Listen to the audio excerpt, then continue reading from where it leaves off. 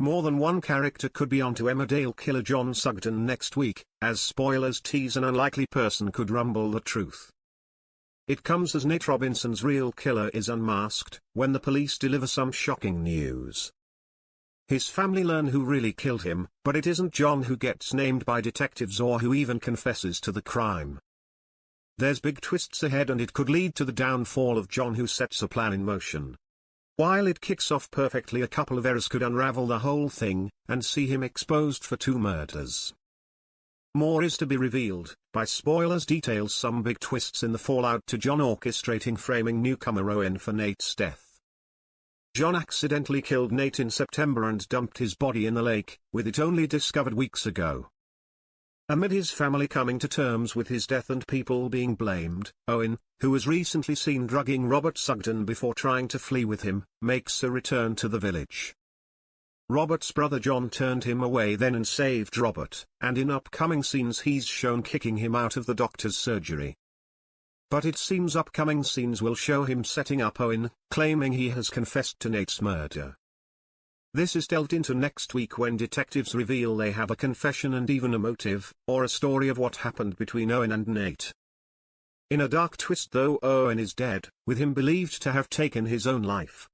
Liam Kavanagh heads to the patient's address and is concerned by a lack of response, with the police soon arriving and finding him dead.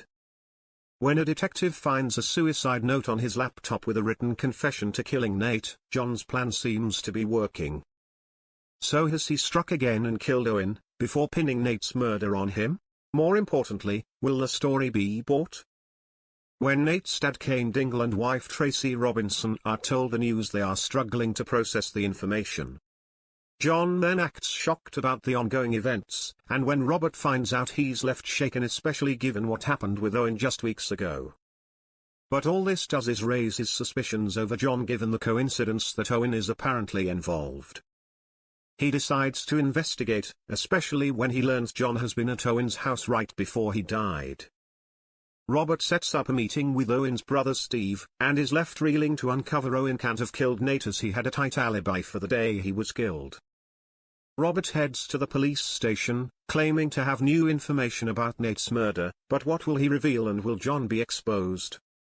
It might not be Robert who exposes his killer brother though, as Paddy Kirk could be about to rumble the truth in a surprising twist. We know that John has been struggling with what he did to Nate and has turned to a helpline numerous times. He's gotten close to spilling the beans, and it's been teased that he may break, and may give away what he's done. This continues next week when he once again makes contact, but it seems he's been messaging them and not actually speaking on the phone.